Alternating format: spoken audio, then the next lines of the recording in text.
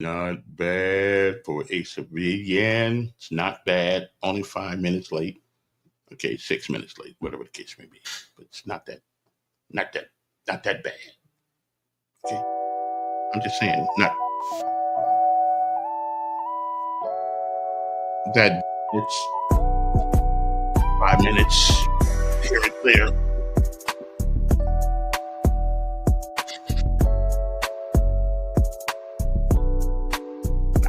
Not too awfully, but 5 minutes late. But thank the good Lord, I'm still here.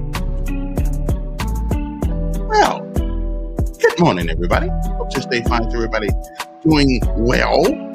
Like me, I'm doing well. No complaints at all.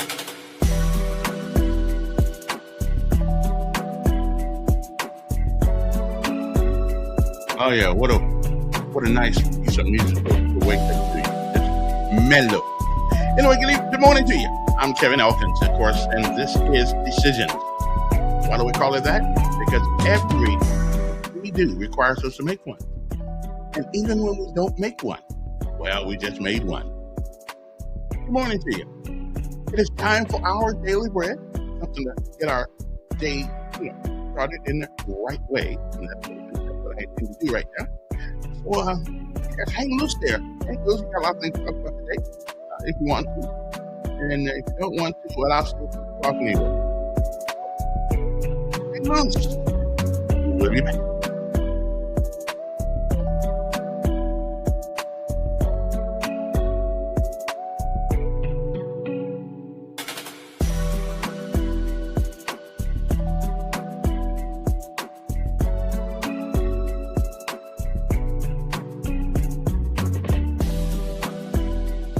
Liddon said, "Nothing is really lost by a life of sacrifice." Our Daily Bread. Today's encouragement from the Our Daily Bread devotional was written by Bill Crowder.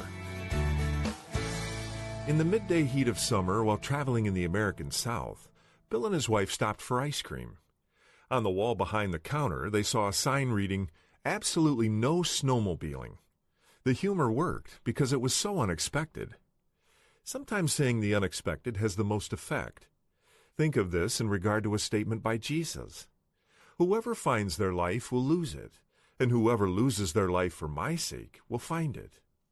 In a kingdom where the king is a servant, losing your life becomes the only way to find it. This is a startling message to a world focused on self-promotion and self-protection. In practical terms, how can we lose our life? The answer is summed up in the word sacrifice. When we sacrifice, we put into practice Jesus' way of living. Instead of grasping for our own wants and needs, we esteem the needs and well-being of others. Jesus not only taught about sacrifice, but he also lived it by giving himself for us. His death on the cross became the ultimate expression of the heart of the King, who lived up to his own words. Greater love has no one than this, to lay down one's life for one's friends. Today's Our Daily Bread devotional scripture reading is from Matthew chapter 10, verses 35 through 42. "For I have come to turn a man against his father, a daughter against her mother, a daughter-in-law against her mother-in-law. A man's enemies will be the members of his own household. Anyone who loves their father or mother more than me is not worthy of me. Anyone who loves their son or daughter more than me is not worthy of me. Whoever does not take up their cross and follow me is not worthy of me. Whoever finds their life will lose it, and whoever loses their life for my sake will find it. Anyone who welcomes you welcomes me, and anyone who welcomes me welcomes the one who sent me. Whoever welcomes a prophet as a prophet will receive a prophet's reward. And whoever welcomes a righteous person as a righteous person will receive a righteous person's reward. And if anyone gives even a cup of cold water to one of these little ones who is my disciple, truly I tell you, that person will certainly not lose their reward." That's today's scripture reading from Matthew chapter 10, verses 35 through 42. Let's pray together. Loving Father, teach us the heart of Christ. that we might more fully appreciate the sacrifice he has made for us and be willing to sacrifice ourselves for others. In Jesus' name we pray. Amen. Amen. Today's encouragement was provided by Our Daily Bread Ministries. Well, Henry it's Liddon time. said, "Nothing is really lost by a life of sacrifice." I got you. I got you on that one. Yeah, we got that. We're good on that one. Okay, time to rise and shine. Now let us pay homage to our armed forces of these United States of America, because whom without, well, there wouldn't be a United States of America. Or at least it wouldn't be free, if nothing else. Okay, it's time to rise and shine, people. It's time to get up. You're losing daylight. We'll be back.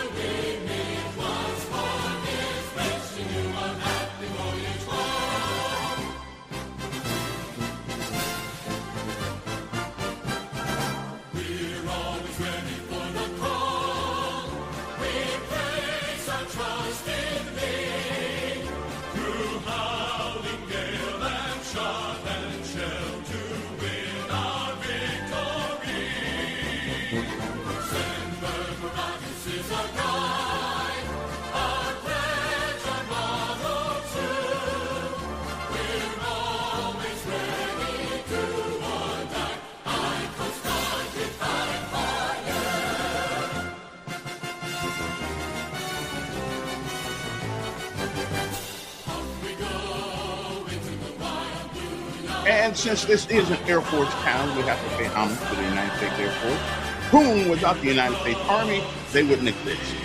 So they need to give us some credit every once in a while.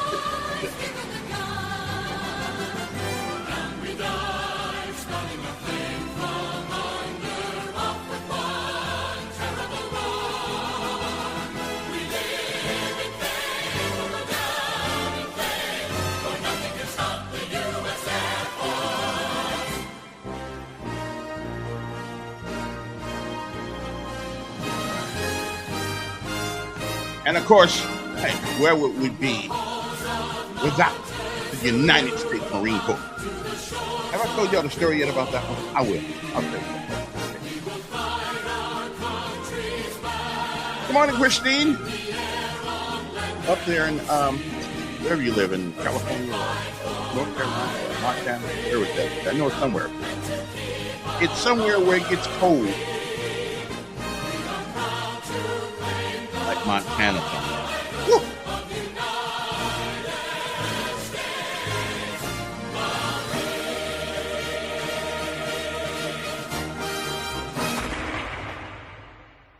Alrighty then. Alrighty.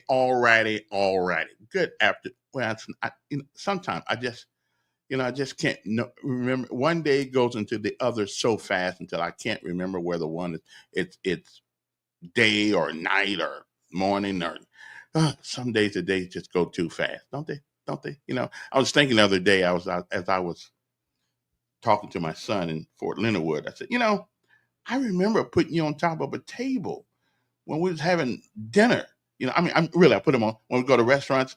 I used to take his little cart thing. I used to take his little, whatever that thing is you put babies in when you're rolling around, bassinet, whatever it is. We'll just put it on top of the table. Now you can eat the table. Man, life has a way of humbling you, doesn't it? Yes, it does. Yes, it does. Yes, it does. Anyway, how's everybody doing? Now, coming up around 7:30 or so, if I can get him to make sure he calls in. Well, actually, he's going to join us in our virtual studio. That's Doug Singelton, who is the county commissioner. He's going to hang out with us this morning for a little while around 7:30. As soon as I can figure out how to get him on with us. I gotta work on some things here. Okay, but I'm getting there. I'm getting there. I'm getting there. So how's everybody doing? Now again, let me make sure. Let me make sure that we have our other thing going on here too, because we have to make sure. Now, I mean, there's nobody who nobody nobody. I mean, nobody's surprised that the Tehran would attack our things too. I mean, let's just face it now. Let's just face it now. We do to them, they do to us. Okay. I mean, listen, I don't. That's part of where. Hopefully, though, I haven't heard about. Well, I mean, if we lose one life, that's too many. But I haven't heard about a lot of people losing their lives on this thing, even in the one on the base in what's it, Qatar. So that's always a good sign. So I think we this is one of those situations where like two dogs, they pee in the yard, so you know where their territory is. Well, that's what Iran and America is doing right about now. And listen, I'm not mad at them, but we do need to get on from some of this. So hopefully we will. Hopefully we will. We'll figure it out. Okay. Oh, okay. Let me just make sure I get that over here again. Okay, there we go. There we go. Okay then. So if you're up this morning and you have something that you want to you have something you want to impart with us, you have something that you think it's uh, worth us knowing, please feel free to send us a text or a email or a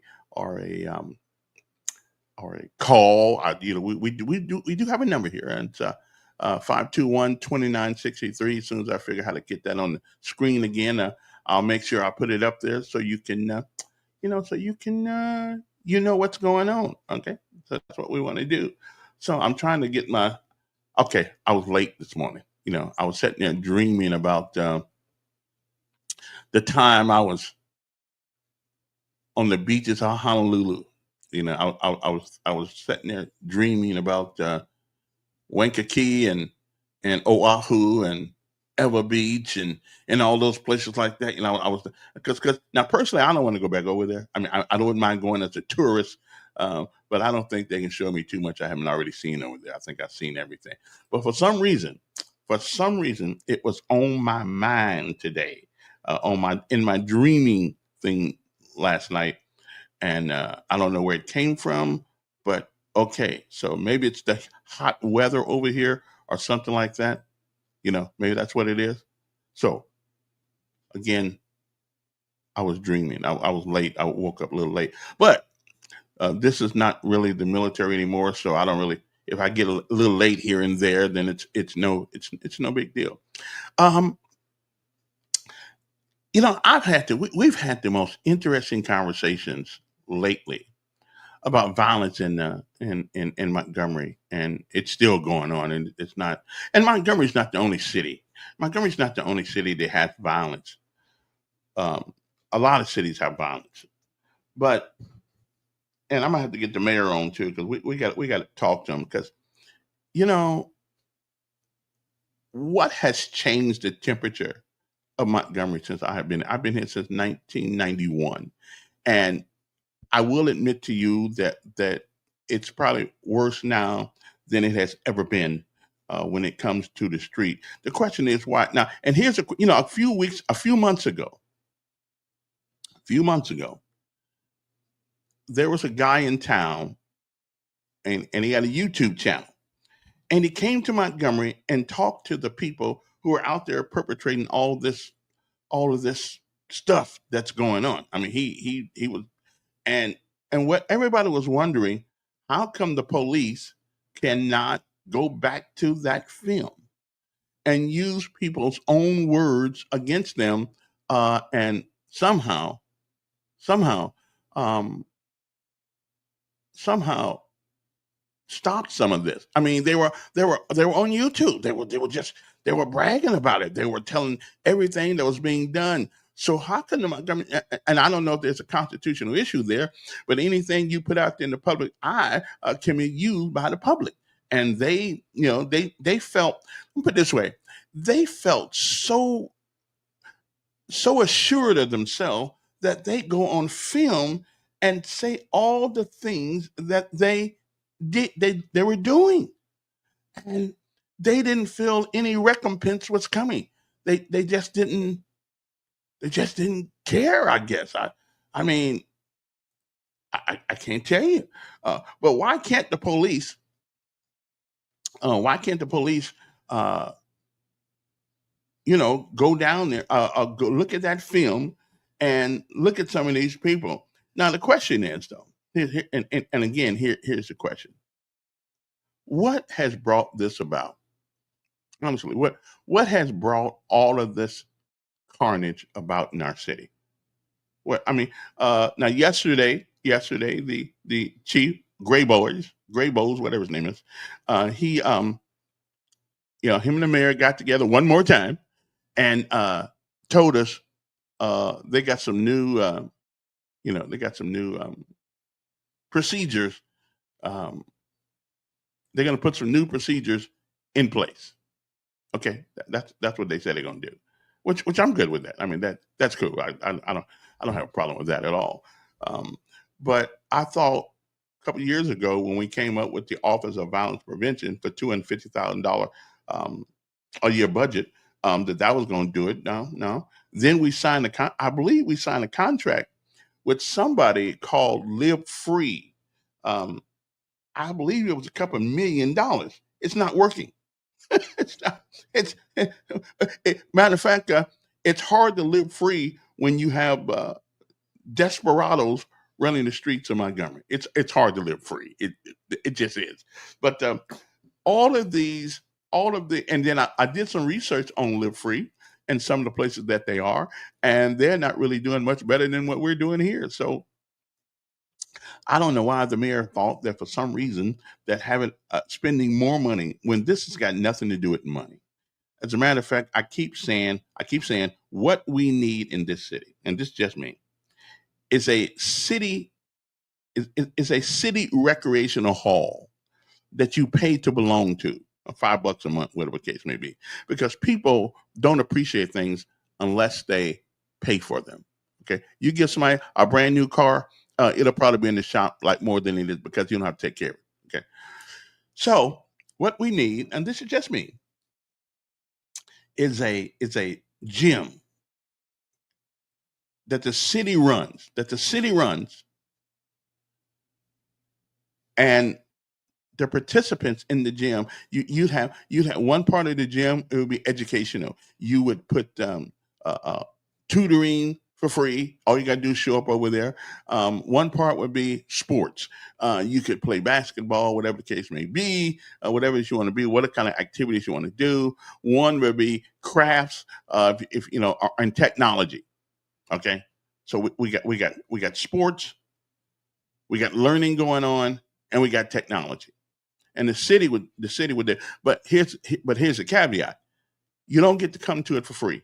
You don't get to come to the gym because you just want to come. You pay. You pay $5 a month, $10 a month, whatever the case may be, and the city provides at a given point. The city provides a bus to go back and forth to the place.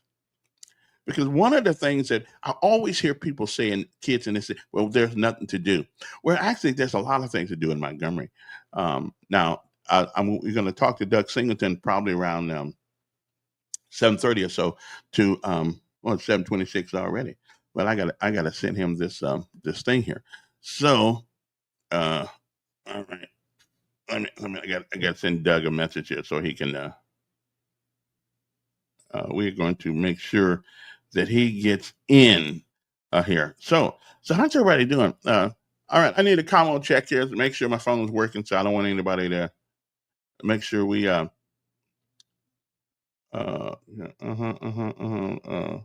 when you go live, type in at phone.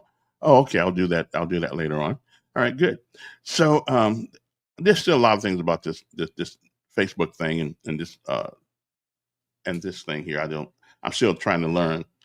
But yesterday I was doing some research and I kept asking myself, what is the common denominator of most cities in America that have these problems with bad education and um, bad crime? Ladies and gentlemen, you will be surprised of what I found. The common denominator. Mm-hmm. Yep. The common denominator. What do you guys think it is? Okay. I'm going to put the test to you guys.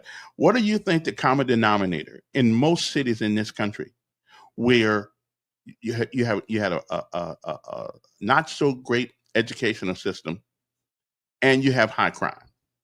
What do you think the common denominator is? hmm I did for the last couple of days. Believe it or not, I've been trying to figure this out, and I finally figured it out. Okay, I did. I figured it out. I got it. All right. So uh, let me see if I can get the commissioner on right quick, and because I told him around 7:30 because he's got a meeting. So let me see if I can get him on, bring him into our virtual studio. So you guys hang loose for a second, because I'll be right back. Okay, don't go nowhere. Then we're going to get into the common denominator of what do you think the common denominator? Okay, let me see. There's Doug right there. And so we go, let me see now. Let me see.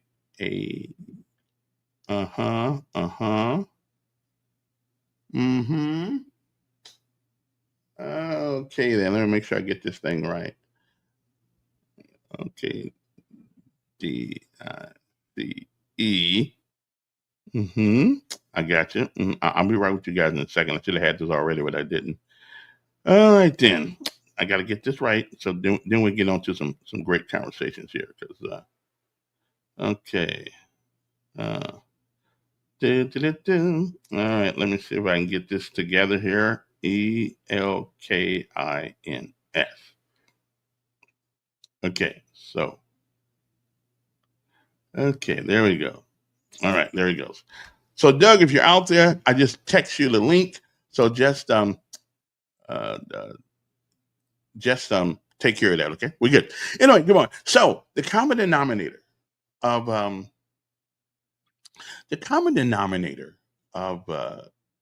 most of the cities. I'm not saying all, most of the city, but most of the cities that have these problems of crime and bad education system.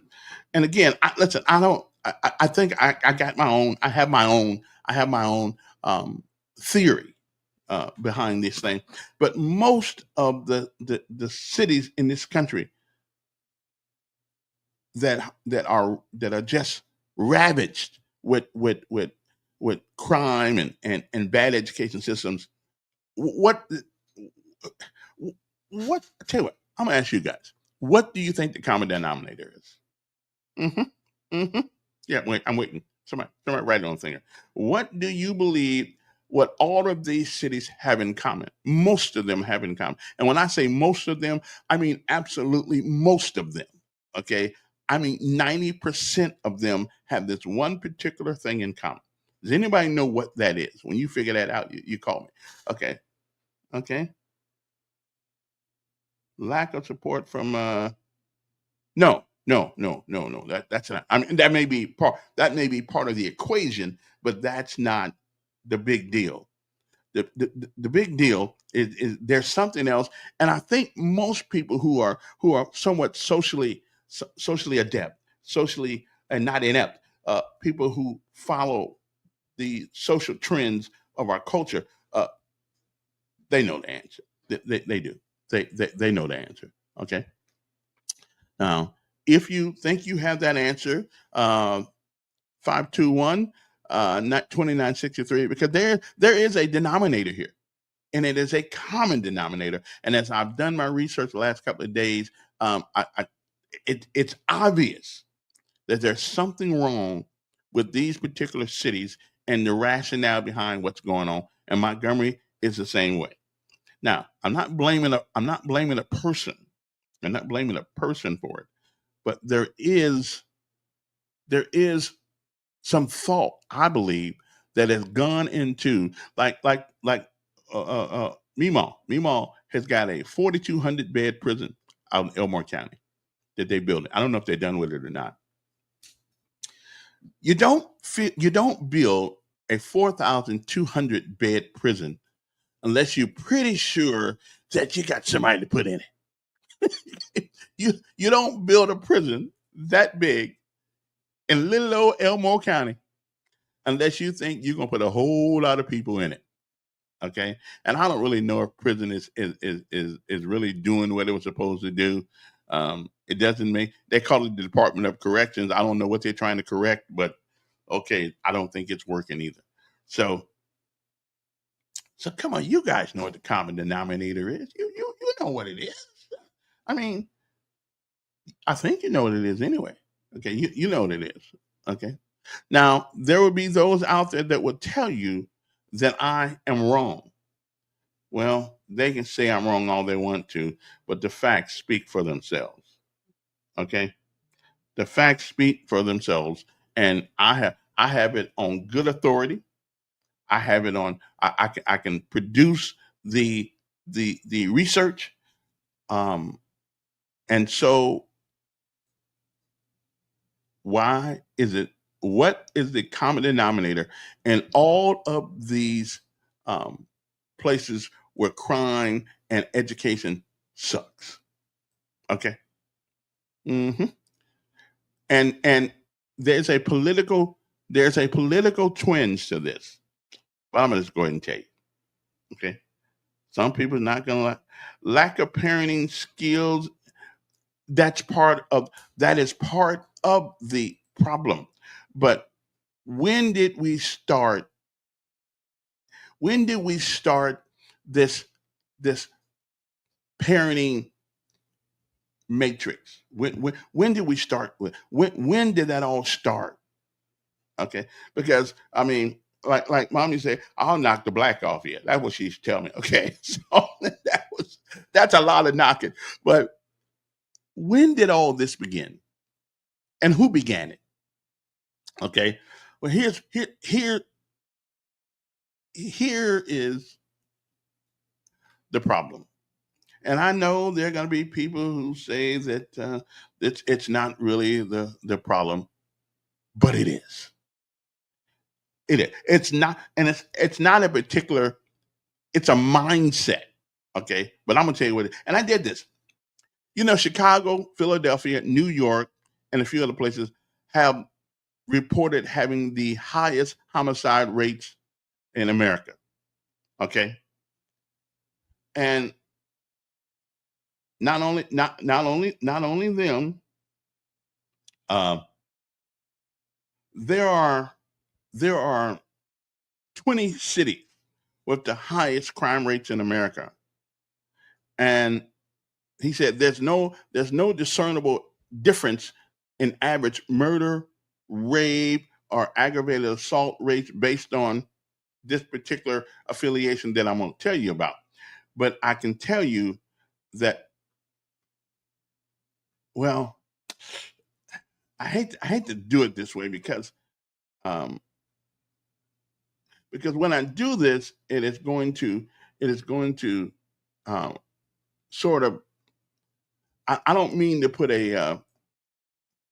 put a oh, okay. Um, hey Doug, I sent you a link to your phone. Click on that link, and it will bring you to the studio, the virtual studio. So just yeah. No, no, no, no, no, no. I'm not blaming one person of the city because I look. I mean, I did a lot of reading. This is rare, but I did a lot of reading about this because, well, because it needs to be read. Okay. Now, so what I did was, and y'all can tell us why. I don't know why it is. Okay. Yeah. But it is what it is. Okay. They did an analysis of the crime a couple of years ago in America, Los Great Lakes, and it said that 11 of the 15 deadliest cities and 30 out of the top 50 deadliest city was all ran by Democrats. That is what it is. It is what it is. Now the question is, why? Mostly every city in America, mostly over a preponderance of those cities, okay, are ran by somebody who tethers themselves to the Democratic Party. And now we can raise sand about it. We don't have to like it. But it is what it is. You cannot refute science and fact. Okay, so the problem is, what is it that the Democrat Party philosophically believe that makes the places where they govern bad? Well, you can look at Gavin Newsom right now in California. You can get some of that out. So whose welfare does their philosophy have a tendency to look out after? Nobody's but their own. Okay, so it is what it is. Okay, another analysis: 15 of the deadliest cities in America are ran by Democrats, including St. Louis, Baltimore, New Orleans, Detroit, Cleveland, New York, Chicago, Cincinnati, Philadelphia, Milwaukee, and Pittsburgh. And based on FBI data, okay, the top 10 cities for overall violence in America are all ran by Democrats. So, what is it that makes that party, okay, their philosophy of that party, somehow it brings us to a place where we are in America right now? Okay. And if you think about it, most of the cities back during George Floyd things, stuff of that nature, most cities that burned were ran by Democrats. Most schools that are terrible are ran by Democrats. So we can. I'm not blaming the people. I'm blaming the philosophy of victimization. Well, why do you do the things you do? Well, because back in 1962, they did things to my dad and stuff like that, which they probably did. Um, but I'm telling you that there is a group of people in this country that wants to see another group of people at the bottom. There's a group, I don't know, because as long as we are fighting one another and blaming somebody else for where we are, as long as we blaming somebody else for where we are, then we never have to take responsibility for our own self. Okay? We never have to do that. Um, we have a state ran by a Republican. That's true, we do. But and I will tell you, we do. But I will tell you, the cities that are in disarray are ran by Democrats. Show me, Camellia, show me a city in Alabama that's ravaged with crime that's ran by a Republican. Just show me one. Give me one. Let me call them up. Show me a city in Alabama that is ran by a Republican, a true Republican, that's ravaged with crime and bad. Even the public education institution, the institution itself, has been ran by Democrats forever. So show me a city in Alabama that's ran by a Republican that is ravaged by crime. Okay, just I got all day. Well, I don't have all day, but I got a little while. Anyway, Doug, I sent you a. All you got to do is click on the text I sent you and answer a couple of questions, and it'll bring you in. Okay, if you can get in. I know you're a good Republican. I know you can figure that out. Anyway, so the numbers here. Now, if you want to have a conversation about this, we can. We can have the conversation about it because there's something wrong with America's personality right now. We are not exhibiting. We are not exhibiting the things that we say we believe. We're just not doing it, and I don't know why. Now, I will admit to you that the one thing I get, the one part about the Trump thing, this whole Trump immigration policy, I do not like. I do not like us going around like Nazi Germany and picking people up. I just don't. That leaves a bad taste in my mouth. And I believed in immigration. I think people should come over here. As a matter of fact, there's only one group of people in America that's not immigrants, and that's us. That's black folks. So, but I don't. I know we have laws on immigration. I realize that we have laws on immigration. I realize that, but we don't need to do it in a heartless kind of way because Biden, uh, especially Biden, invited a bunch of people over here. Oh, Doug. Commissioner. I clicked on that, but there's no clicking on that link. So I pasted it into Facebook, and that's how I got you. But it don't say anything about me talking to you. Well, it brings you into a studio, but that's okay. We can have the conversation because what I want to talk to you about is something that can't seem to go away.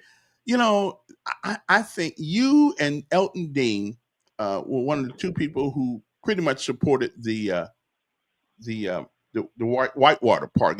Would that be a correct statement?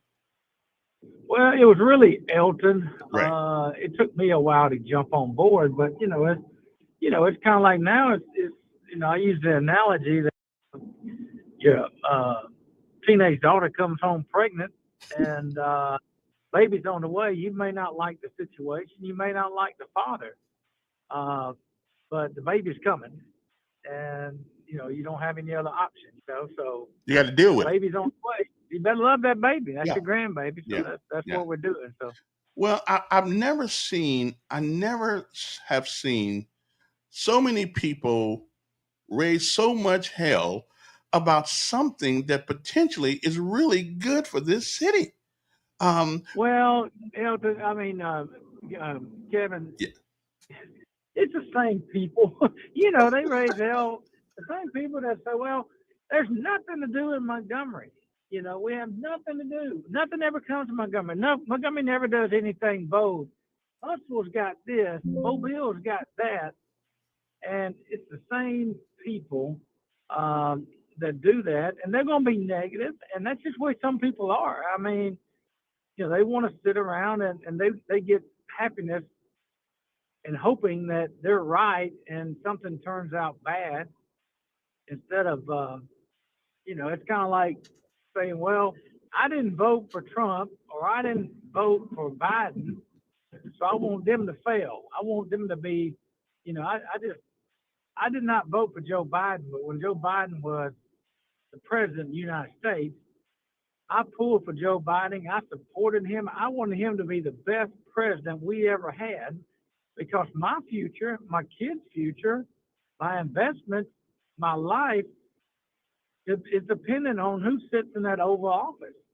But people will be saying, well, I would rather go broke. I'd rather suffer just to be able to say, well, told y'all shouldn't have elected Trump. Told you shouldn't have elected Barack Obama. It's just crazy how people are sometimes. But that's the kind of world we live in. And Montgomery seems like it has more than our share of it. Yeah, I've heard some businesses. I either heard the mayor or somebody say that a lot of businesses have decided to come. At least a couple have decided to come to Montgomery because of Whitewater. Because well, I can stand on and trial under oath and tell you. I'll tell you two stories real quick. Manna, 1.2 billion. That's billion with a B. Billion. Manna. When it got down to the final two sites they were checking, they were going to decide on. One was in Texas, one was here. I got a call on Friday night from a guy named Quentin Martin. Quentin's the number 2 guy. Junior Bridgman owns Manna. Quentin is the number 2 guy.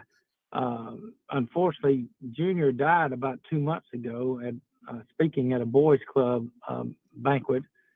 Great guy, former NBA basketball player. But Quentin and I worked together at Coke. He was in Coke in Atlanta. I was Coke in Montgomery. We became friends back then. Quentin told me, now this came from the guy that made the decision. Now you can take it whatever you want to say. But he told me flat out, he said, Doug, when it came down to the final 2 sites, what put Montgomery over the top was Montgomery Whitewater and the quality of life for our people to be able to go to something like that and seeing that the city is still reinvesting in themselves and taking chances to invest in the people. So, all right, that's 1.2 billion, 400 or 500 jobs, paying an average of $70,000 to start.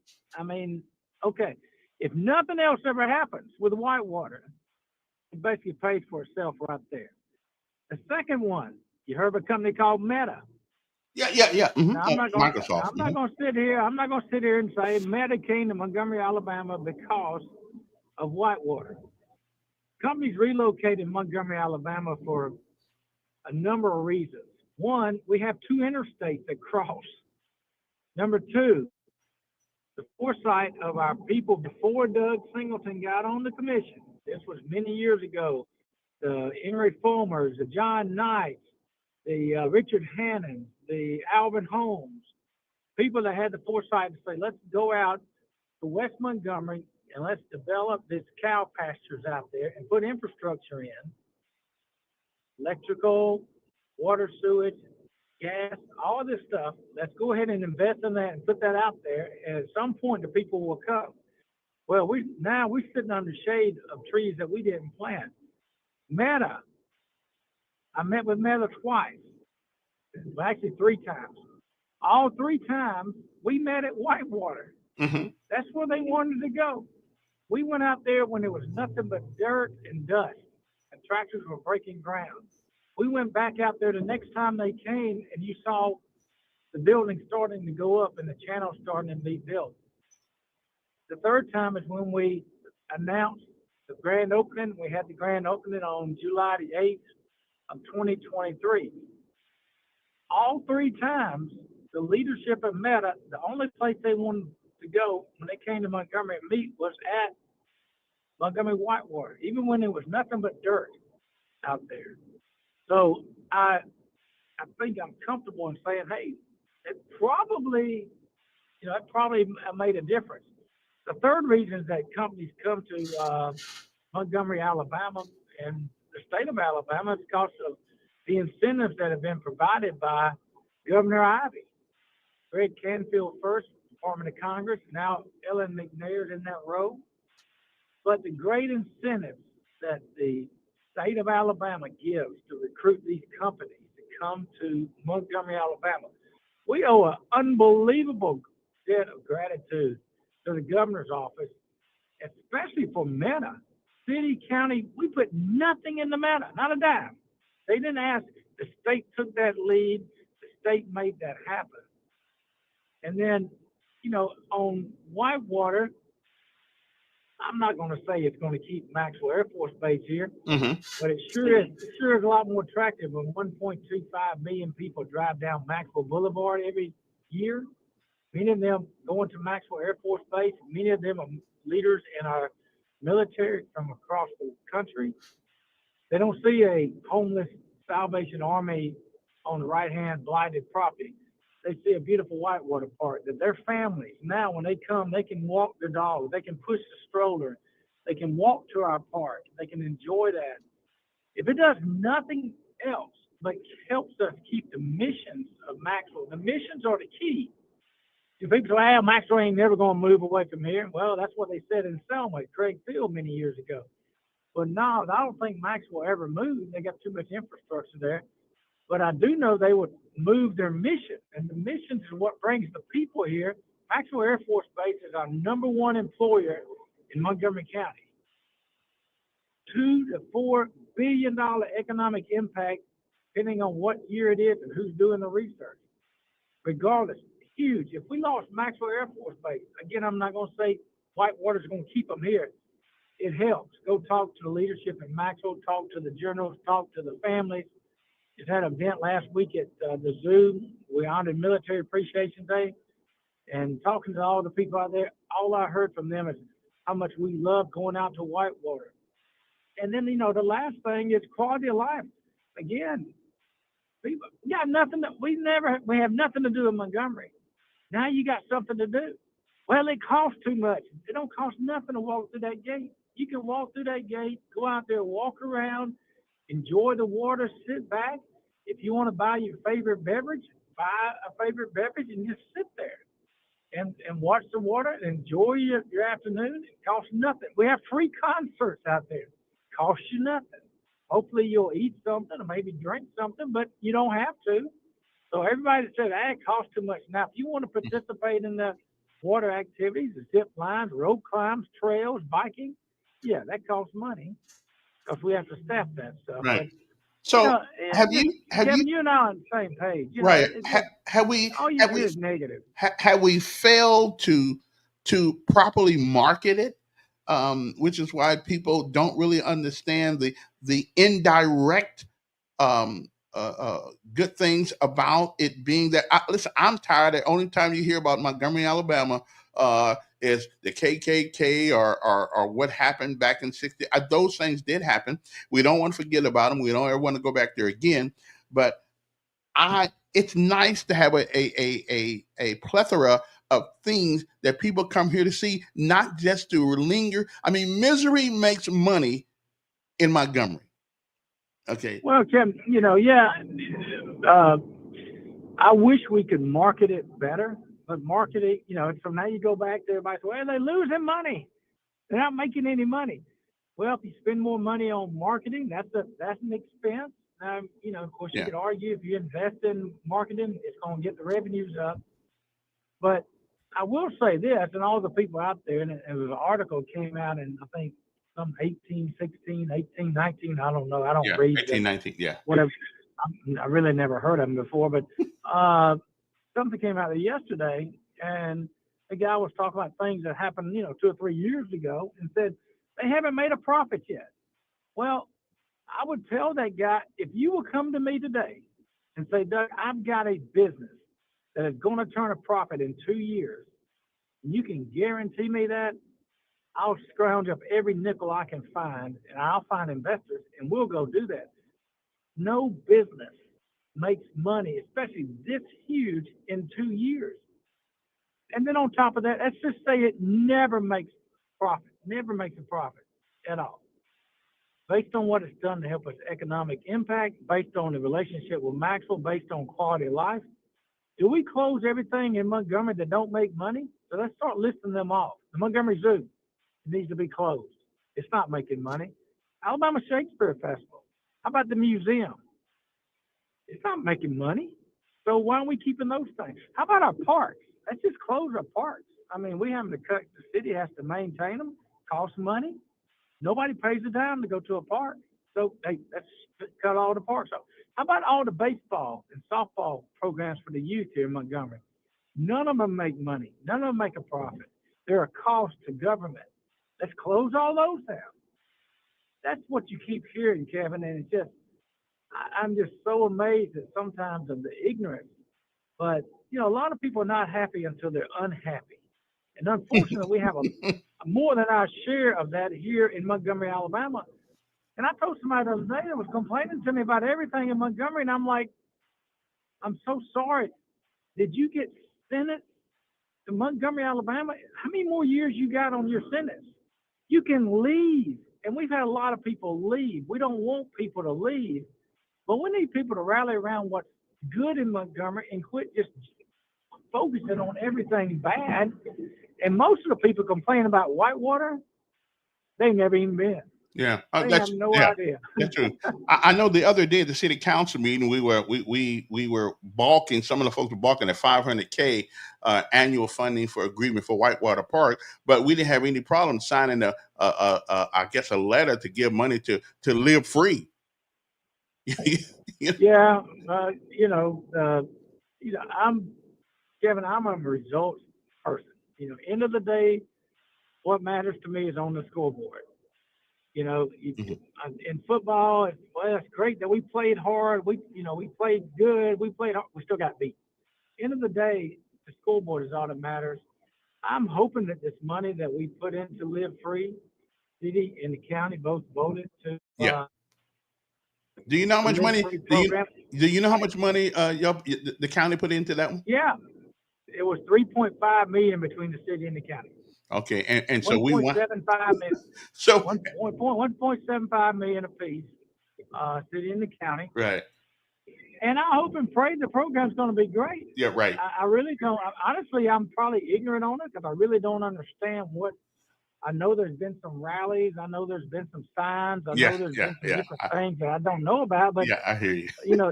End of the day, we're not winning this battle. No, we're not. So, not the way we're doing it. No, but that's $3 million, and we whining about $500K for a. First of all, we know that this Whitewater Park has got notice across the nation. We know that for sure. It's been written up as a great place to come visit, and it's an infant right now. It's an infant. It's going to have to grow on people, but I'm glad it's here. I'm glad we can bring people. We can bring people to this city because not because of the terrible things of the past, but because of the potential for a bright future. And I think Whitewater is part of that future. And Kevin, even though I don't, Brian, we can't thank Brian Stevenson enough, EJI, for the tourism and the focus and that he's brought to Montgomery. We've got so many great things in Montgomery. We got the Alabama Shakespeare Festival. How many people have been out to that? That's world-class theater here in Montgomery, Alabama. And we just got so many advantages. Montgomery could thrive so great. It just breaks my heart. I was born in Jackson Hospital. I'm probably going to die in Jackson Hospital because I'm not going to leave. I'm going to stay here. And I just pray that we'll somehow, everybody, if we could just try to all maybe work together and quit being so critical of projects. I don't care if they're critical of me. I've got to the age it don't even bother me anymore. My best buddy is, my buddy Don there. I wake up every morning looking forward to hearing from him. But just all if we could all just either get on board or so maybe it comes a time in life you need to move somewhere else. But let's try to get everybody together and look at the location of Montgomery, Alabama. We're 3 hours. Less than 3 hours from the beach, 2 hours to Atlanta, 2.5 to Mobile, less than 2 to Birmingham. We're in strategically a great, great place, and we just need to all just try to start working together better. I love what you said earlier about, all the crime and all that. Yeah. End of the day, the crime comes down to the family, and, kids today are no different than kids were when you and I were a kid, and when my grandparents were kids. Kids are no different. Parents are different. But we do have a society today that is more permissive, at least than It is. it It's used to be. parents though. It's Yeah. parents. That's not kids to permit them. I mean, kids Right. don't Right. have. Right. Right. Yeah, Right.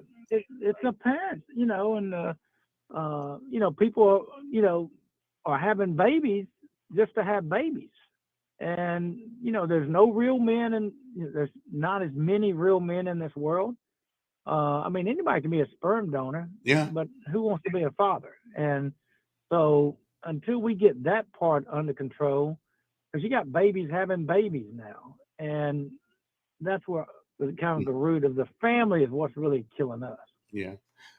Well, I wanted you on just so we could clear the air, at least over here about whitewater. 'Cause I'm glad it's here. Now I will admit to you that I had a hard time letting go of the rope when I did Slide for Life. So Hey, I did too. Hey, I did it up in Charlotte, and I was, oh Lord, I squeezed that rope so hard. But you're a war hero. You jumped out of airplanes. well, that's And true. I am yeah, I am a bona fide certified, not marginalized U.S. Army paratrooper, and you got to get on your podcast where people can call in, because I love taking questions. I love hear people criticize me. So you got to get that on there. well, I can if you hit the link that I sent you. Well, you got to show me how to do that. Okay, I'll do it. All right, thanks, buddy. Appreciate it. Doug Singelton, who is the county commissioner for the county of Montgomery, Alabama, just in case anybody knows, talking about whitewater and for those folks who don't live here, we have a raft. Those kind of places where you take the kayak and you do all that water thing like that. I don't really know much about it. I get hard time in the bathtub. Sometimes that's too much water for me. But I love to see the talent that goes into those people who are willing to go in the water. I mean, listen, Montgomery, and I'm pretty sure we, like most cities, we have naysayers on everything. The joke goes is that some people were paddling across the pond, and Jesus was walking on the water, and somebody was complaining about him walking. Why can't he ride in the boat like us? So no matter what we do and who does it, Republican or Democrat, we're going to complain. Okay. No matter who the mayor is, we are going to complain, whether it's Emory. They complained with Emory when I got here, whether it's Bobby Bright, Todd Strange, Mr. Reed. We're going to complain about it. Okay. Now, and listen, complaining is good. Sometimes it helps us out. Complaining is good. But what's our answer? What's our answer? What's our answer to the thing? So I know there are people who whining all the time about, but I like the fact that we got something to bring people to this city besides misery of the past. And listen, every once in a while, I realize you have to be reminded of the past, because sometimes we have a tendency to forget. I'm with you on that one. But if that's the only reason why we're going to bring people here, we're going to die on the vine. So I'm with whitewater. So no matter what curmudgeon says or anybody else says, I'm all for it. I'm all for it. As a matter of fact, tell you what I'm gonna do. 4th of July, the holiday before, I'm gonna go out there and get in one of them boats. Make sure y'all have one of those things on those. Make sure we have one of those. What do you call that thing that you put on you so you don't drown? Whatever it is, you got to get me one of those and see whether or not. I'm gonna go out there. Okay. So now y'all get WSFA needs to come out there. Montgomery Advertising needs to come out there to show proof that I'm going. I'm gonna come out there and look at the water. Okay, that's what I'm gonna do. I'm going to whitewater on the 4th of July. I'm going to go out there and celebrate that weekend. We're gonna go out there. That's what I'm gonna do. I'm gonna get in the boat and in the water, and just make sure you put one of those things on me. So just in case I can't, just in case I can't, well, you know what I mean. All right. Hey, got to pause for the calls. We'll be right back after this, after this little break here. So don't go any place, please.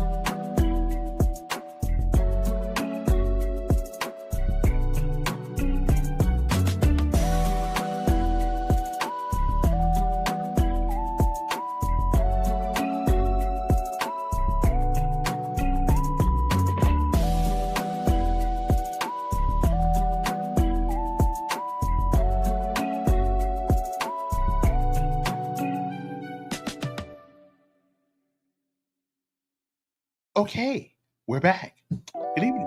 How's everybody doing? Well, it's not even. It's oh, I get these days mixed up, don't I? But it is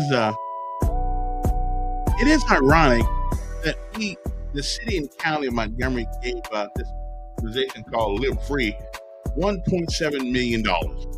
Can somebody please tell me what have we gotten for $3 million? Is there? I mean, I haven't heard anything about it. What have we gotten? We're whining about Whitewater, but what have we? I mean, $3 million. No, listen, that's a lot of money. I like to figure out what Live Free does. So in the city, they going to give $500,000 annually. It's a funding group for Whitewater Park. It's a good deal. I think it's a good deal. I do. I think it's a really good deal.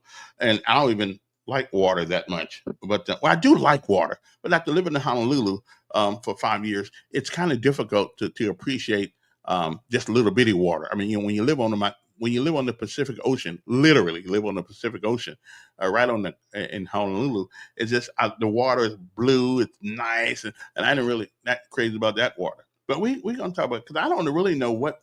Can somebody tell me what Live Free does in Montgomery? Has there been any? Obviously, they're not talking to the right people because we still got the same crime and stuff that we've been having, even a little bit worse now. So somebody just tell me what we. I mean, what have we gotten for $3 million? I think the mayor needs to answer that one. I mean, what have we gotten?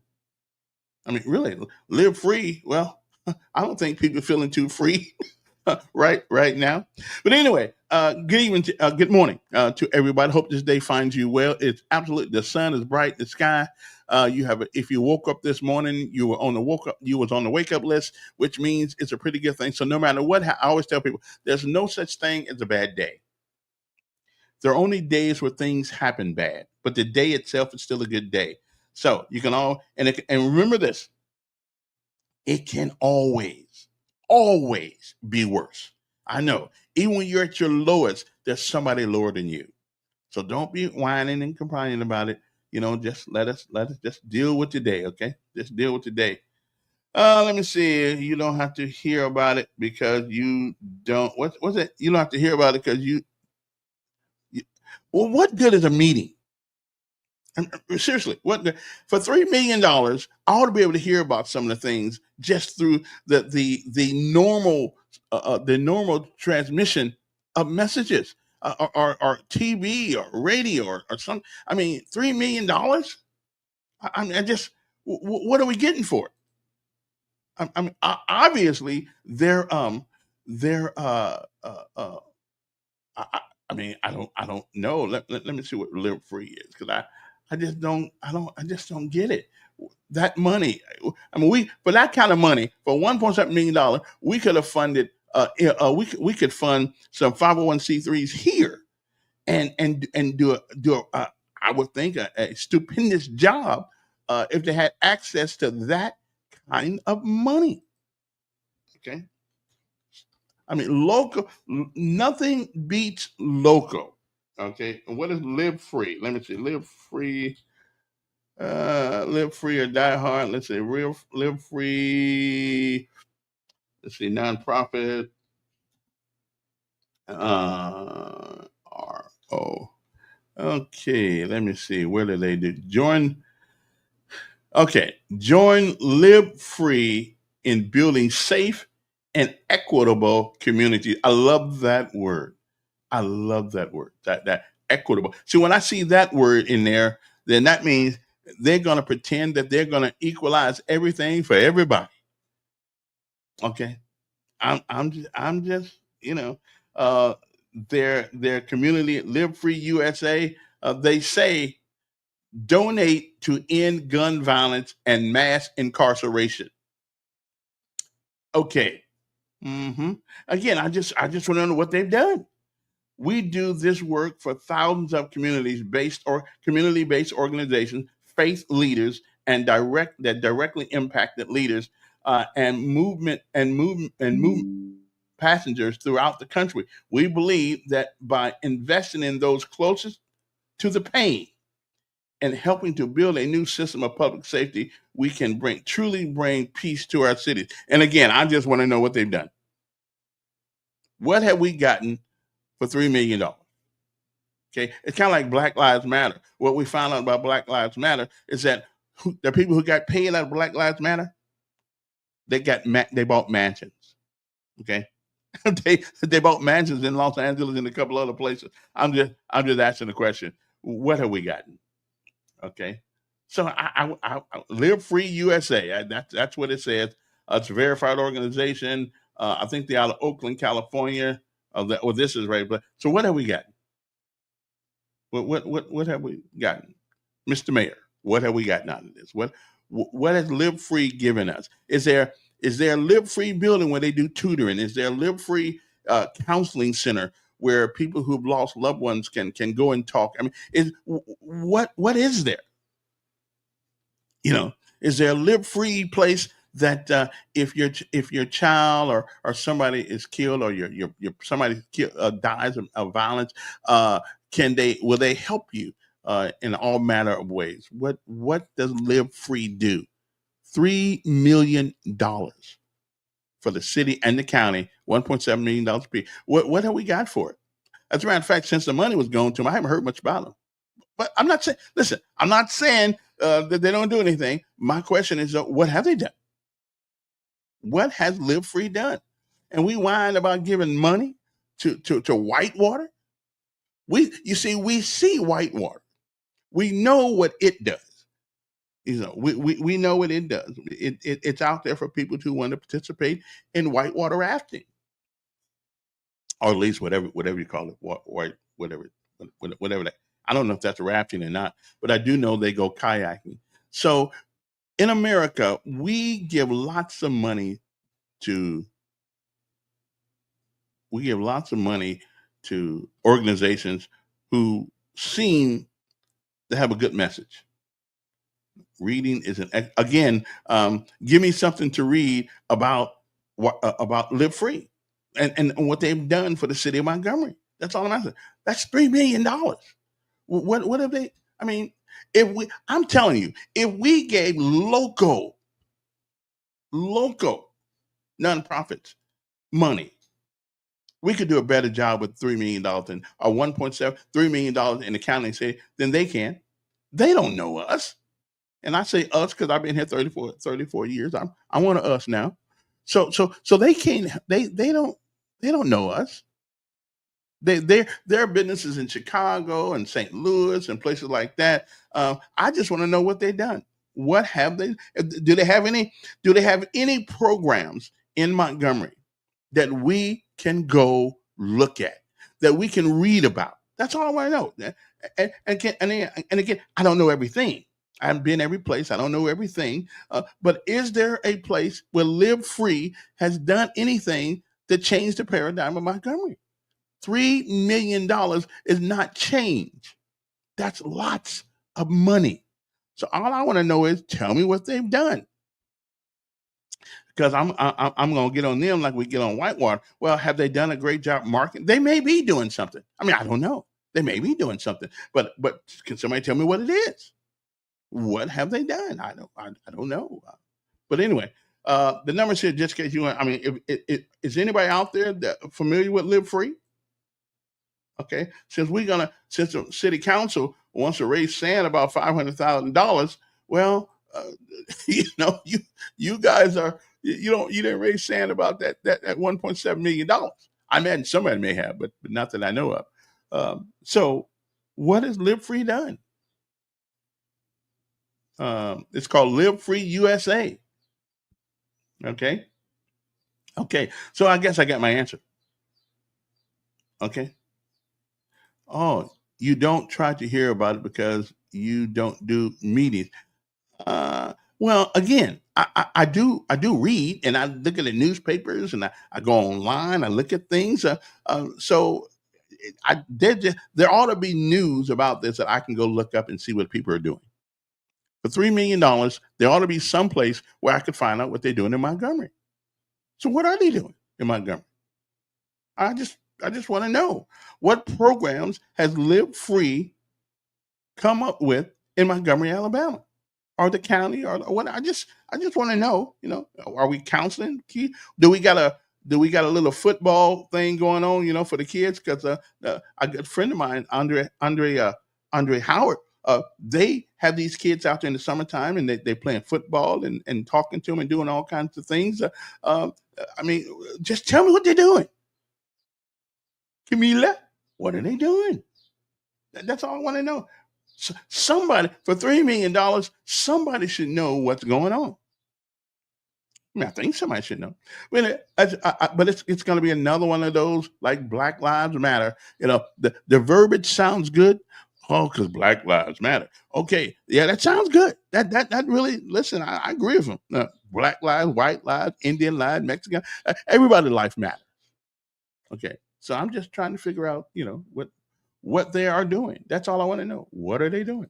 Let me see if I can find anything online about Live Free and Montgomery, Alabama. Okay, Live Free. Okay, let me see. Let me see.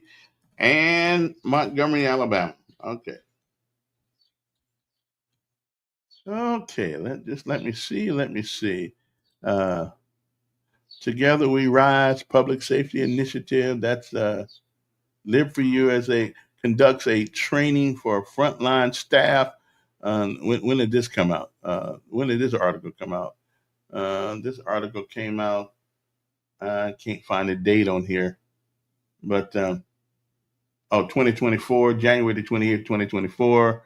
The Together We Rise Public Safety Initiative is a comprehensive, I love that word, comprehensive plan designed to address the issues of violence in Montgomery.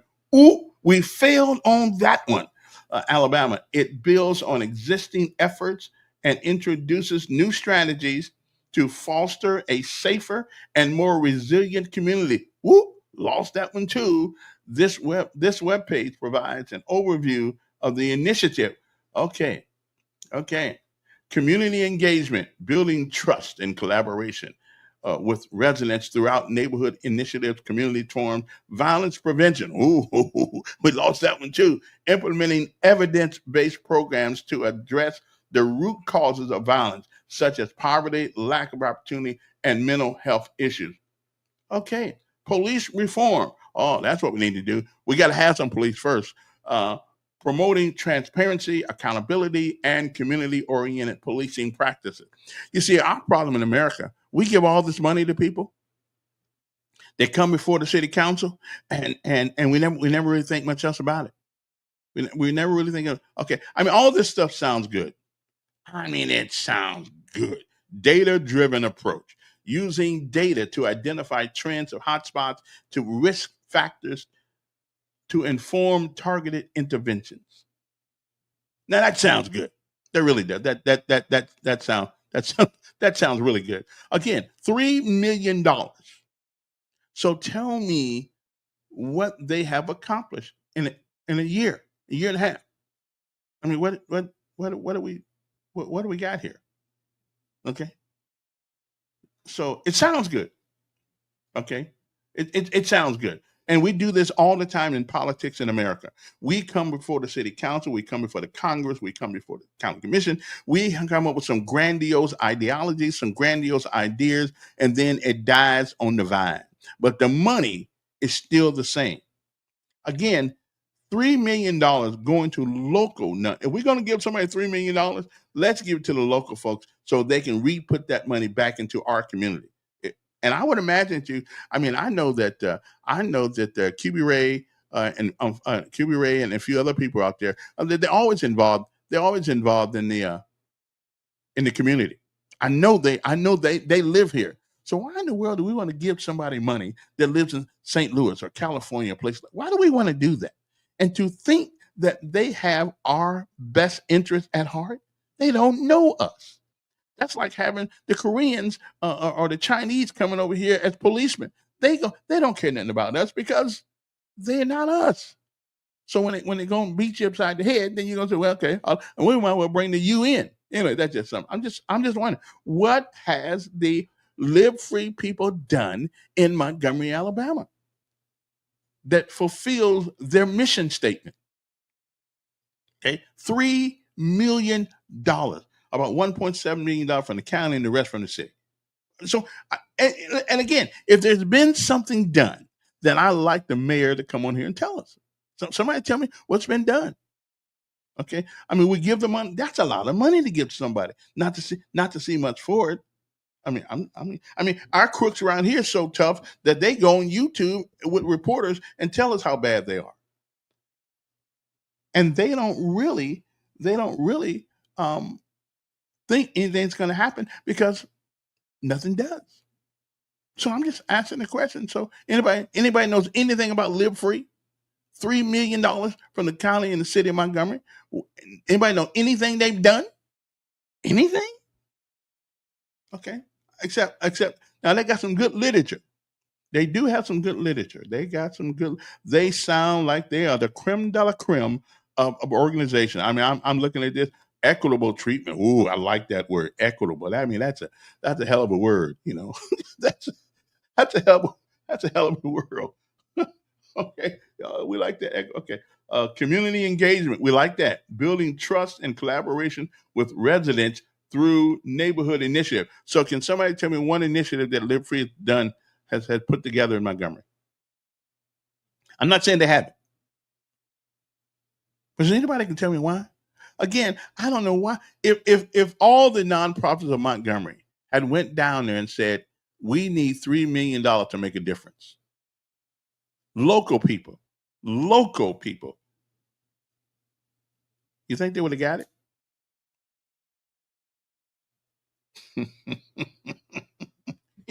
The city council would be what?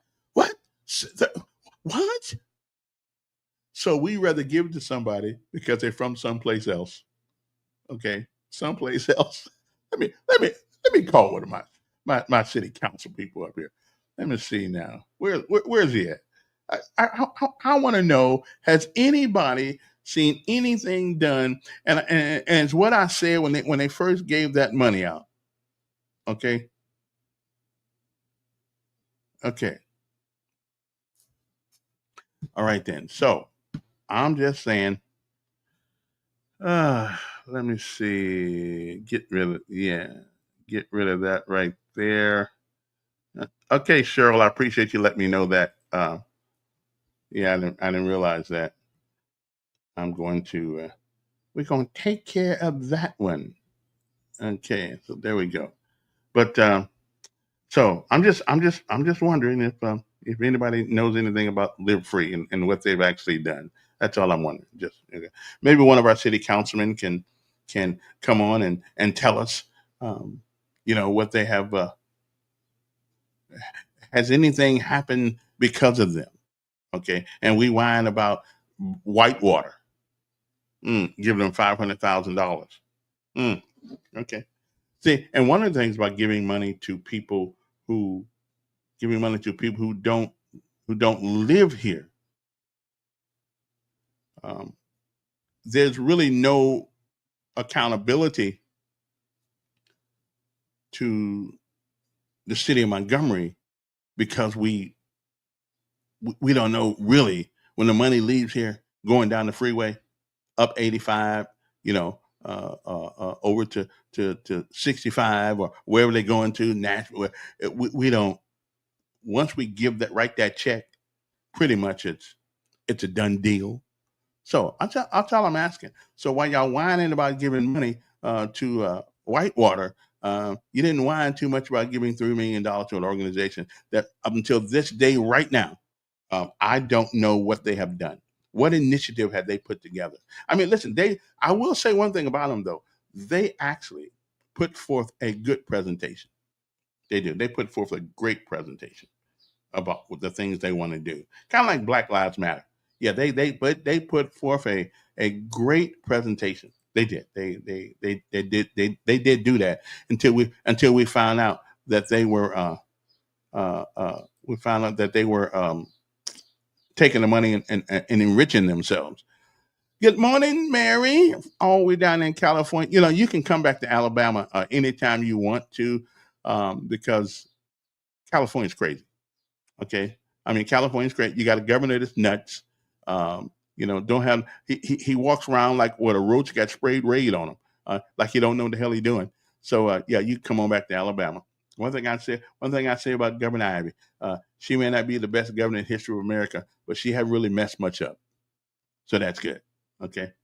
And the state of Alabama. Now, let me get back to my main thing before I get off the air not off there, off the thing this morning. Earlier, but if anybody knows anything, that if there's any event put on by Live Free, please let me know. You can let me know, and I'd show up to it. Yeah, I'd go to it. But let me get back to what we were talking about earlier today before Singleton came on, and that is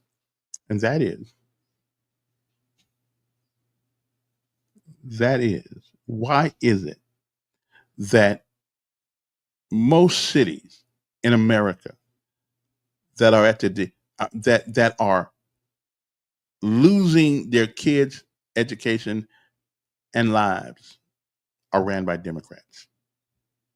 Why is that? Let me think why that would be. Now, it is not the Democratic Party. The party is a non-entity that's gotten together with people, but it's supposed to bring people together of like ideology or ideology. There is something wrong with the ideology of the Democratic Party. There's something wrong with it. And here is the problem.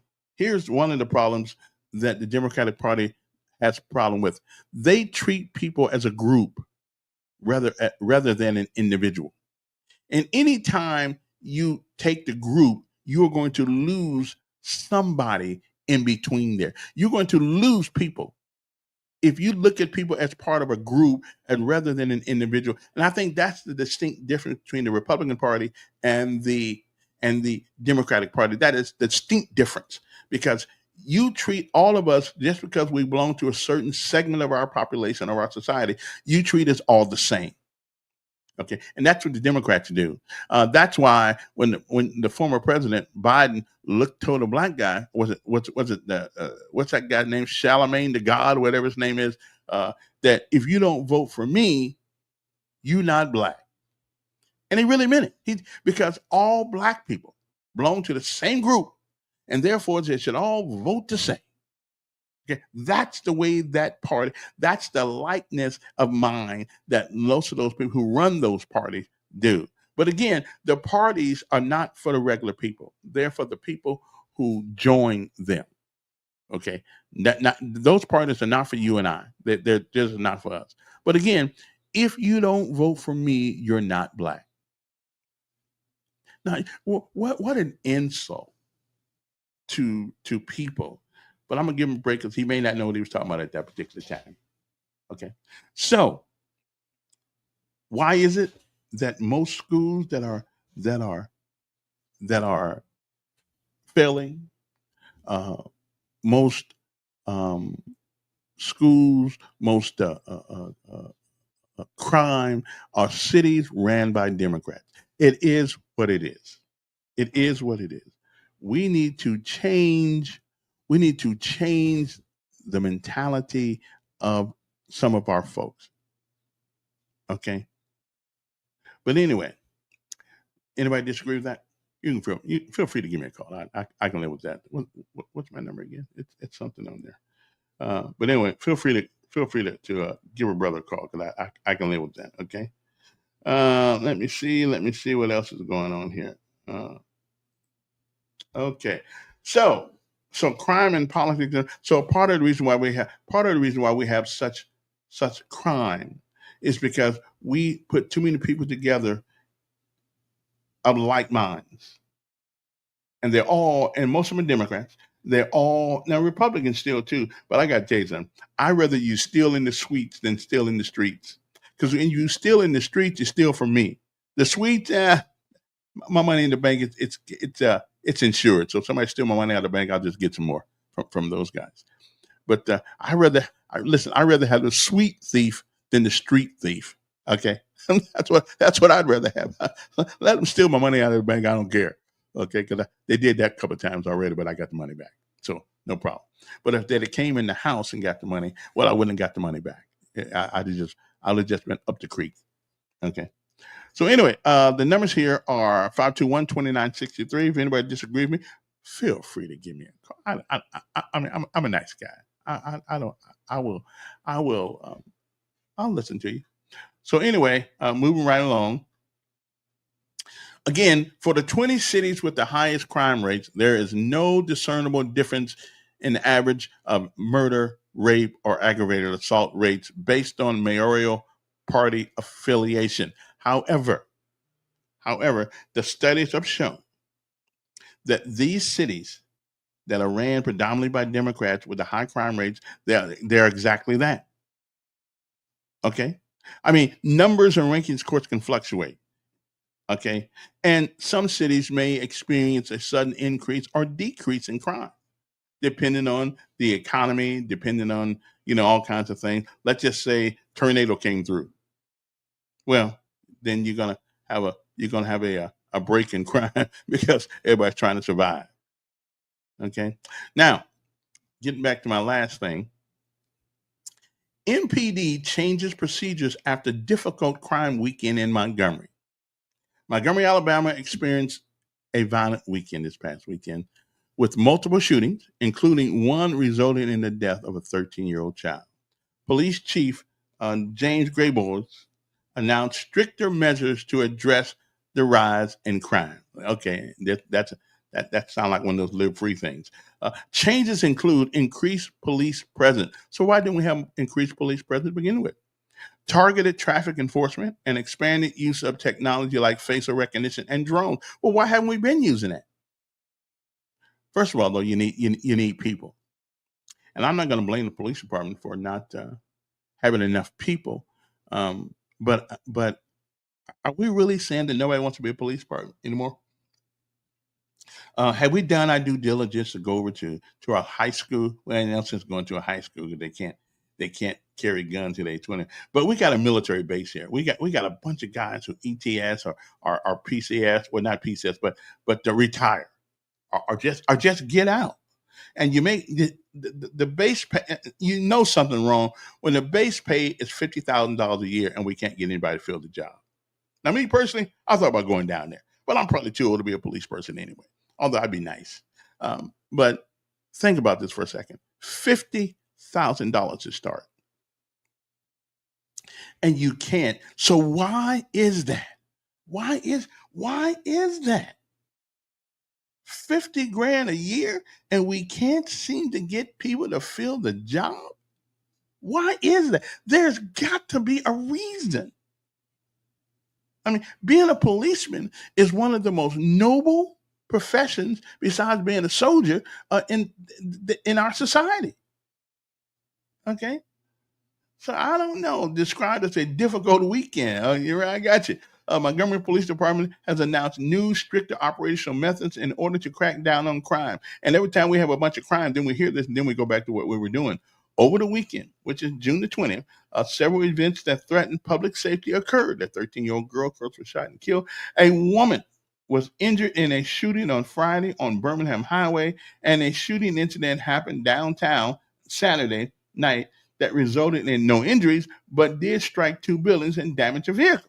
Now, I saw Mr. Jamel Brown downtown telling us all about that. MPD planned to hold a briefing this week on the progress the department has made this year. But Graybold said that the event this past weekend made it clear that more is needed to be done despite progress. It weighs on me, he said. And we understand it. But what I can't understand, I mean, we need to find out why people don't want to be policemen. There's got to be a reasonable, rational explanation why people don't want a job that pays $50,000 a year to start. Okay. Is it leadership? I do not know. But why wouldn't people want a job like that? I mean, hell, I want a job like that.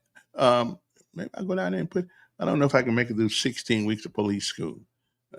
I don't know if I want to go through that again. So we don't want to do that. Although I probably would come out in better shape. I probably would. Probably.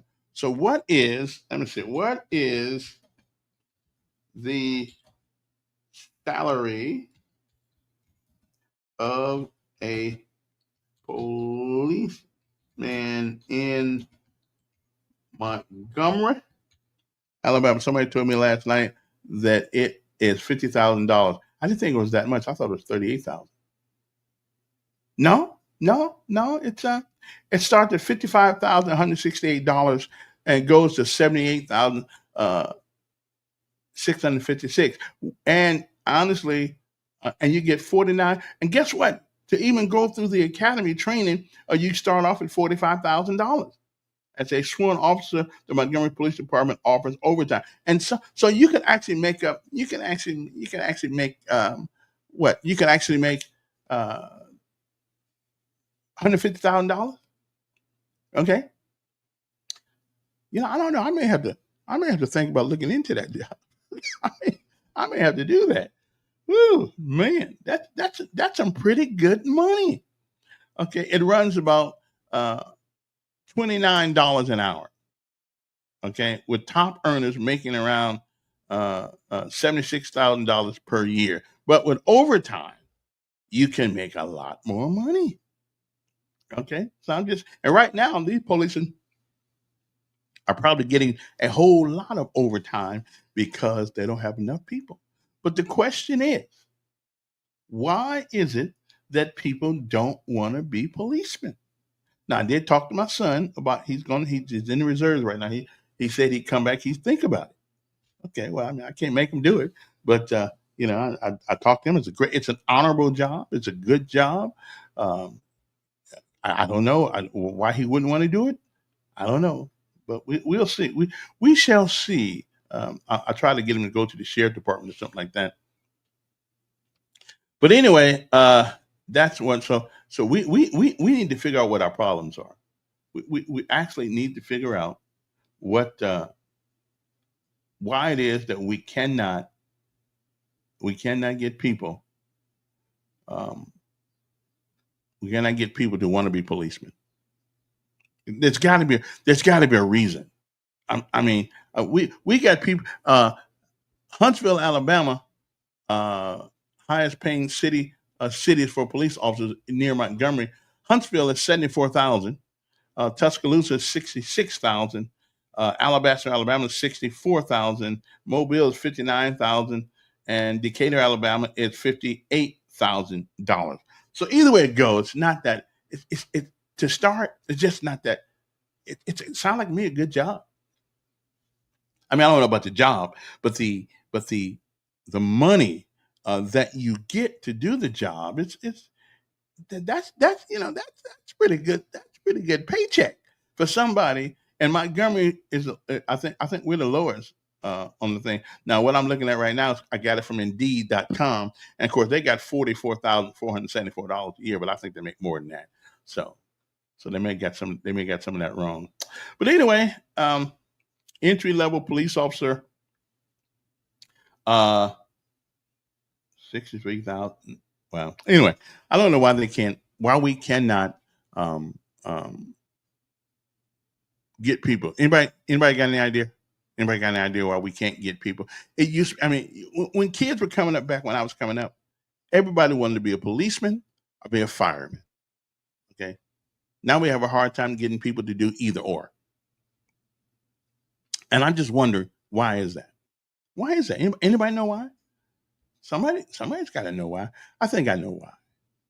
Because ever since politics reached its ugly head into policing, it has changed. I know the mayor of the city of Montgomery put a guy on suspension because he cussed out a perp. He cussed out a crook, and the mayor put him on suspension. Now, somebody had to tell me why he did that. I mean, they cuss out the police like it ain't no big deal. Okay. So if a police officer had to cuss you out to get you to comply with his orders, yeah, I don't have a problem. I don't have a problem with that at all. Okay, I don't have a problem with that at all. But I think that's one of the reasons why. And I will admit to you that people have complained. Some policemen have complained to me about the mayor. Again, I don't. I'm not in that organization. I do not know. I thought the Gray Boys. I thought the police chief runs the police department, but they are answerable to the mayor. So I don't know. So y'all got any kids out there that want to be police officers? Because it doesn't make sense why we can't get police officers when we start off at $50,000. Now you do have to go through some training, you know, and maybe this is something that we ought to just say. You know what? People have been smoking marijuana for years. Seriously, we've been smoking marijuana for years. I think that ought not be a disqualifier. But I don't think you should smoke on the job. Okay, I don't think you should smoke like you shouldn't drink. You should treat marijuana the same way you treat liquor. Okay, don't be doing it on the job. Don't be doing it while you're driving. If you're gonna smoke it, if you're going to smoke a doobie on your way to bed. Okay, that gives you 8 hours to get it out your system. But plus, it'll help you sleep. From what I understand, it'll help you sleep. That's what I understand. So anyway, should we just stop denying people because they got some THC in their blood? I think we ought to. Everybody smokes marijuana. Okay. I mean, okay, not everybody. I've never had it because I don't really want to get high. Well, I don't think I want to get high. I haven't been high. And probably if I get high, it's probably going to mess my mind up and I want to stay high for a long time. So I don't know. I don't know if we need to do that. Okay. I'm just thinking maybe we ought not be so difficult on people because they get high. Okay. Okay. So why don't we just forget that for a little while and just get some people, get these places. Now, here's the one thing that I'm still trying to figure out what happens to the money. The Montgomery Police Department every year gets allocated a budget. And that budget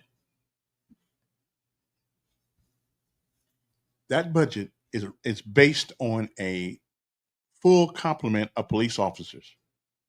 So every time I hear that we don't have the resources, then why don't we? Where's the money? If you don't have the resources, if you get a budget for everybody for a complement of police officers, a full complement, then where does the money go? So where does the rest of the money go in the budget? Now I'll have to look at that budget again and see what that is. But if that is true, then then they ought to have, right, since they so short, they ought to have plenty of money. So here's what I came up with. Okay, here's what I came up with to help the police. You see, I'm not one just to complain about the lack of. I got a solution for it. And here is the solution. Mr. Mayor, somebody called him up, tell him he need to listen to this. Here is how we solve our temporary shortage of police officers. In the military, we have something what's known as a warrant officer. A warrant officer is an officer, is of the officer rank, but not really. They are between enlisted and officer. There's a warrant officer. And warrant officers are people who are highly, highly skilled in their chosen profession. So what we need to do is bring in a bunch of retired military or retired police officers and give them the rank, not lieutenant, because warrant officers don't outrank lieutenants, but they do outrank sergeants. Okay. And so what you would do is you would bring them on in a limited role to fill certain slots in the Montgomery Police Department. You make them a warrant officer so they get the respect of both sides. Okay. Because not only will they get respect because of their long service to the city of Montgomery as police officers, but they get the respect on their collar also. Okay. So I'm thinking that's what we need to do. We need to bring back for those, and it has nothing to do with their retirement. They don't lose any money. They don't lose anything. They still get paid for coming to work every day or the days they come to work.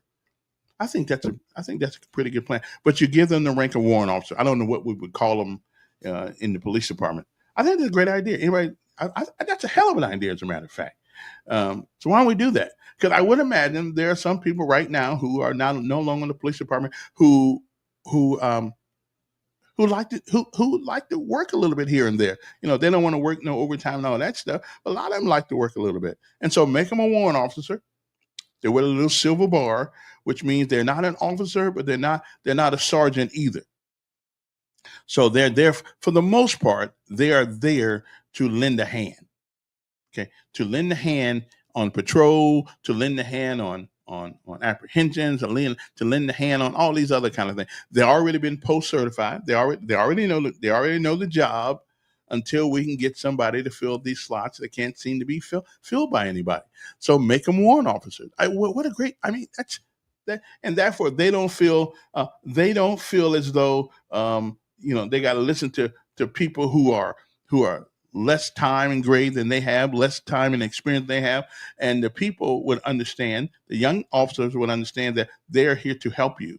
Not to run you around, but they're here to help you because they got experience and knowledge. And I'm just thinking that's a good idea. I had to talk to John Bowman about that. Maybe we can get John over there part-time.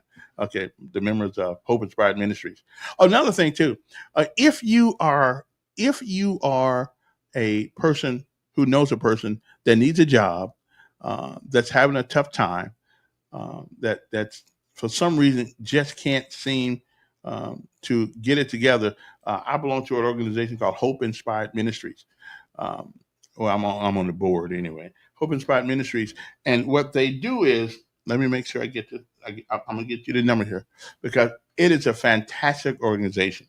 Okay, HOPE, Hope Inspired. There we go, right there. And what we do is we take you through an 8-week course. Okay, where you show up every day, and you learn the goal, because I did not realize that there are actually people out here who never had a job. Older people who never had a real job. They hustle. They've never had a job, so they've never had to show up on somebody's job because they used to getting up at 12 o'clock and going to bed at 2 o'clock in the morning or whatever they do. So Hope Inspired Ministries impacts a bunch of lives. Okay, they go out there and they give you a program valued at $2,500. Okay, they recruit, they train, and they would do the best they can to help you get a job. Okay, we've had people over there who battling addictions, who got put out of their homes, just all kinds of things. And the learning environment is a digital one for the most part. We use Chromebooks for digital learning and skill building. So you learn a little bit about computers and things of that nature. So let me give you the numbers. So if you know somebody who right now just in between where they want to be and where they were, you might want to think about calling. And we got Birmingham, Lowndes County, Montgomery campus, Department of Youth Services. We got DYS. We got people out there. The Foundry in Bessemer, Coleman, Alabama. That sundown town up there. And we got the Montgomery County Detention Facility for Men and Women. We work with them. Bibb County Correctional Facility and the Calhoun High School. We got people out there. So here's what I need you to do if you guys want the help. If you know somebody, if it's not you, if you know somebody, you can give them this number right here. Where's the Montgomery? 649-4330. 649-4330.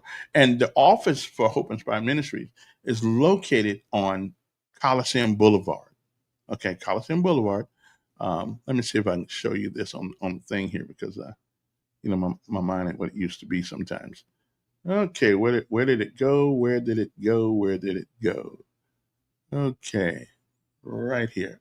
But anyway, it is an interesting organization, and they have done wonderful things for people. So, and it's called Hope Inspired Ministries, and I'm going to show you their little place here in a second here. Okay, let me see how you do this. You go to preset, share screen. Okay, we're going to stop that right there. Screen. Okay. Okay. Where's my thing at here? It's on here someplace. Okay. Well, it's there someplace. I got it. Okay. Oh, there we go, right there. Okay. Now, as you see, it's Hope Inspired Ministries. Uh, this is the one I work at. Well, I'm on the board, so we are involved with all of them for the most part. But you can call that number right there, 649-4330.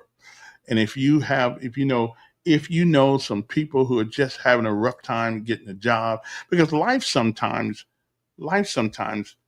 um, it happens. It happens. Not much we can do about it sometimes, but we have to deal the cards we are dealt. And Hope Inspired Ministries is one of those organizations. I'll get John Bowman on here soon to tell you a little bit more about it. But it's that number again is 649-4330. Doesn't cost you anything. We give you at least one meal a day. Because there are a lot of people right here who don't even get one meal. They got to scuffle and bustle about it. And if you don't know anybody in Montgomery, we got Lowndes County, we got the Birmingham, we got the DYS, we got the Foundry, which is over in Bessemer, and we got the Foundry Farm, which is in Coleman. I went by Coleman one time real fast. I didn't want to stay there too long. But the Calhoun High School, Lido Hatchie, wherever that is. So a lot of places, but if you go on your internet there, you'll see something says Hope Inspired Ministries. Just go to Google and type it in there. And if you know anybody, and they always, and and we're looking for people often sometimes that can speak to the kids, and not kid, we got grown. I mean, the age limit, we've had people from 65 on down, and maybe a couple of years older than that, who just life is hard sometimes.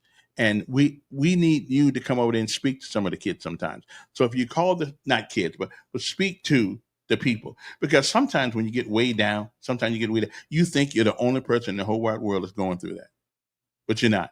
You think that you'll never ever get out of where you are. And I understand that. Been there, done that. So if you guys would, and we take donations. You can donate if you want to. We appreciate that. We need all kinds of things, but Hope Inspired Ministries is an outstanding organization.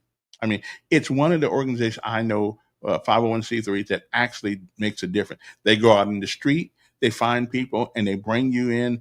If you don't have a car, we'll make sure you get a bus pass so you can ride the public transportation. We give you at least one meal a day, because they don't have a dining facility, anything like that.